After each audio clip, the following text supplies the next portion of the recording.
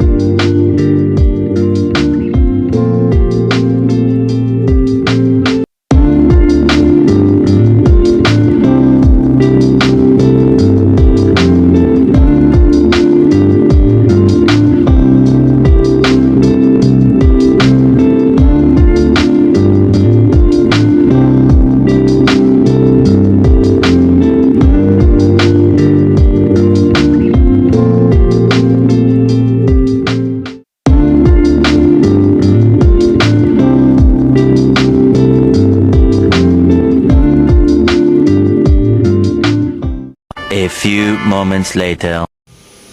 At nang hindi na nila mapigilan ang nararamdaman sa isa't isa. Ayan na po, nakikita po natin ang kanilang pagmamalasakit sa isa't isa. Isang pagmamahalang ang namuo. Ayan po. 90% na po ang nagagawa natin. Nakikabit na ang Night Reaper sa motor ni Pops King. Ayan o. Ganda o. Night Reaper. Ayan. Ang galing! Ang galing! Lagyan natin siya ng side mirror bracket. Ayan po. Lagyan natin siya ng Barracuda brake lever. Yes, siya domino. Ayan po. Ayan po sir. Ayan, pati push lock. Ayan. Ayun, yung push lock, shout out sa Overdose. Yan, supplier natin. Kay Sir Mark, yan. Oh my God! Wow! Motaro, Tipos cover. Yan.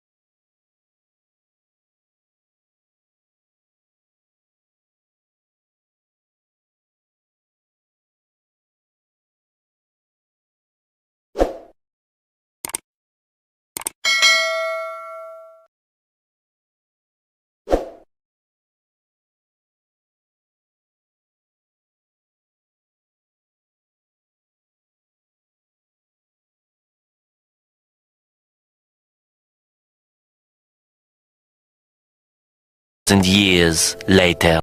Ayan, tapos na po yung motor ni Pops King. Ayan. Ayan. Lagyan natin siya ng Barracuda brake lever. Ayan po yung naked handlebar niya. Ayan. Ganyan siya kalinis. Then, lagyan natin siya ng visor at side mirror bracket. Ayan. Para kitang-kita yung naked handlebar niya. Behind the visor. Then yung MDL niya, night creeper. Ayan.